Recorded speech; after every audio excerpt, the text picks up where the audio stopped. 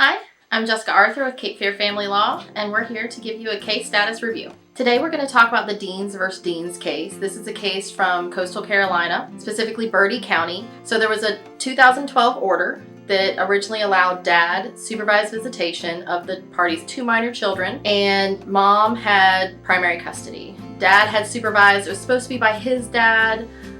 In the court case, we found out it was probably due to some drinking issues that dad had, and that's why that was put in place. Shortly after that, though, the parties started acting outside of the order, and they changed it. So dad had, there was some argument about that at the trial court level, but basically dad had unsupervised visits. Mom tried to argue that the new stepmom or his new wife was supposed to be supervising, but anyway, he got unsupervised visits from 2012 until 2016. And that's when the incident happened that really brought them back to court. In November of 2016, dad had all of the kids over. And when I say all of the kids, him and his new wife had a new baby, and his new wife had a kid. And so it was a family of 4 children and the 2 adults. And they had been decorating for Christmas and getting everything ready.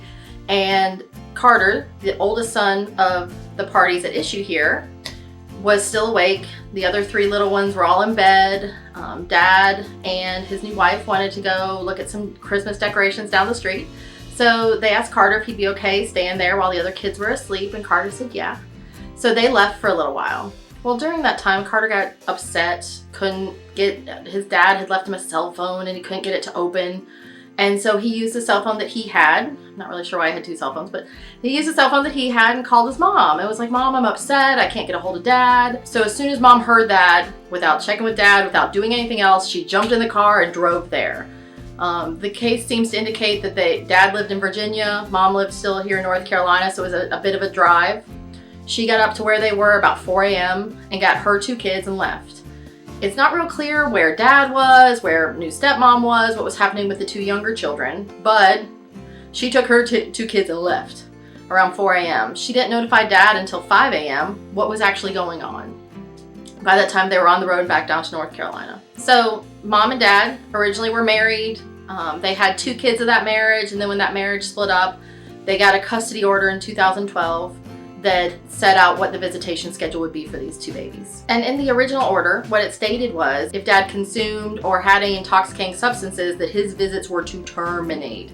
So we can assume maybe that something else was going on when he was going to go look at Christmas decorations, but it's not real clear in the Court of Appeals ruling. So from the incident in November 2016 until this case is heard in Bertie County in June of 2018, Dad has no physical contact with his children.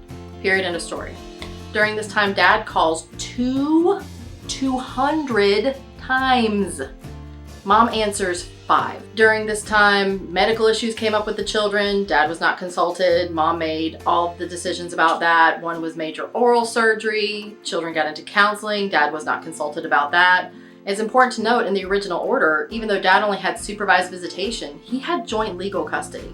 So from November 2016 until the winter of 2017, they just keep going like this. Dad doesn't have any contact. He keeps calling. Mom doesn't answer. In November of 2017, a year later, Dad finally filed for a motion for contempt and a motion to modify child custody. I don't know why it took him a year. I can't imagine any reason why, but it took him that long. A couple months later, Mom files her own motion to modify custody, motion to modify child support, and motion for contempt. The case was heard with Judge Teresa Freeman in June of 2018, and she found that there was a significant change of circumstance to warrant a change in custody. And what she ordered was that the youngest son was going to go live with Dad primarily. The older son, Carter, was going to live with Mom primarily, because the court found that he didn't want to have anything to do with Dad. He was involved in counseling. They didn't think that it was his best interest at that time to go to live with Dad, but the court did order reunification therapy with that child and Dad. The court found that Mom was in contempt, that Mom failed to provide Dad his reasonable telephone contact with the minor children. And the judge found that based on the joint legal custody, her not consulting with Dad on any of the medical decisions that she made for the children during that time period was also a violation of the court order. Dad was found in contempt, but we don't know why, because that wasn't part of the appeal. So the court found that since each parent had primary custody of one child, that they were on a worksheet C. Also, the court was very specific that when each parent had weekend visitation, the siblings had to be together because they wanted to make sure that the siblings didn't lose their bond simply because of how the court set up their visitation schedule. So, and it also specifically said that in summers they had to organize it to make sure that the kids were together. The court found that that was exceptionally important. So this case went up to the Court of Appeals. Mom appealed this case, clearly had a major issue with this huge change in her children's lives, and asked the Court of Appeals to step in and weigh in. The Court of Appeals came back and gave us some very interesting and important rules from this case. So when we're looking at motion to modify custody, all of us attorneys know the most important thing is substantial change, right? That's beat into our head. And the two-part test was really strongly reiterated in this case. So the two-part test is, it has to be a substantial change that materially affects the minor children. And to be clear, this does not have to be all negative change. Everyone thinks change is negative. It can be a positive change. In this case specifically, Dad, by all accounts, stopped drinking. There were 4 years where there were absolutely no instances. The children had now built relationships with their new stepmom, with their new sibling, and their half-sibling. Those are all positive changes. So it's very clear the changes don't just have to be negative. They need to be looked at positive and negative changes. And also the court made it very clear that they didn't have to wait for a negative change to have an adverse reaction on the child.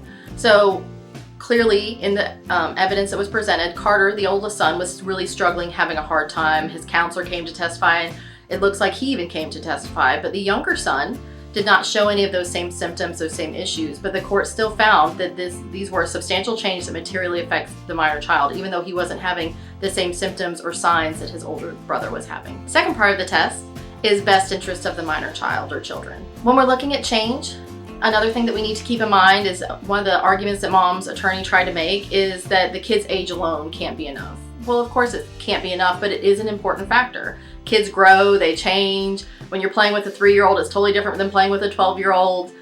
Their mental abilities change, their ability to communicate issues change. So of course it's a factor, but it can't alone be the only factor. Important tip for attorneys to keep in mind is that you want to make sure when you're putting on evidence that you put on evidence of relationships. Sometimes we forget to show how important those relationships are with everyone else. The stepmom had a close and loving relationship by all accounts, according to this case.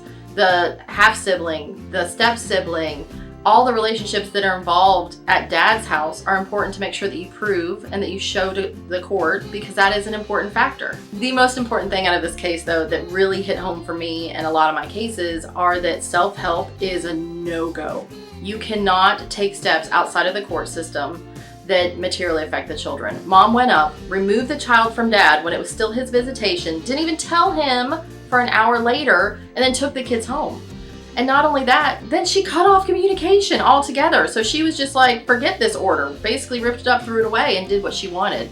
And the courts found that that's a huge problem, and that is a big no-no. You cannot use self-help in these situations. There are court mechanisms in place. There's motions she could have filed to make sure she did everything right if she was concerned at that point in time for her children.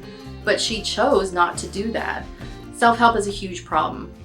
The courts have found very clearly that they disfavor it. So if there's something going on in your particular situation, if there's something happening and you're like, I'm not okay with this, do not take your own steps until you've consulted an attorney, filed motions with the court.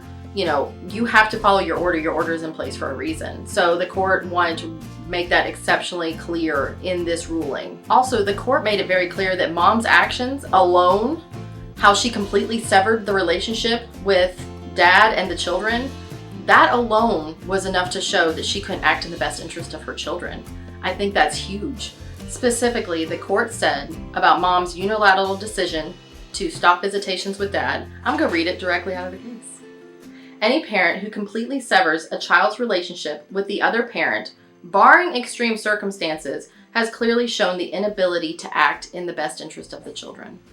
I think that is very clear and very important in this case, and in many cases, because cutting off that tie altogether is never a good thing, short of, as the court said, extreme circumstances. To be clear, just because you think it's an extreme circumstance doesn't necessarily mean the court will. In this case, Mom thought Dad leaving the 10-year-old home alone to supervise 3 younger children, clearly an extreme circumstance. The court didn't agree though, and there were actions she could have taken before she jumped immediately to self-help. She could have called a welfare check with the police, the local police. She could have contacted the local DSS. She could have immediately the first thing next morning gone to an attorney and said, I need emergency custody. There's so many other steps she should have taken before jumping to the extreme of going and picking up these two little children in the middle of the night, not knowing who was taking care of the two younger children, not knowing what was going on with that situation. There's so many other steps she should have taken. So just because you think it's an extreme circumstance doesn't mean you get to jump to self-help. I want to be extra clear about that. Extreme circumstances need to be a court determination, not a individual determination.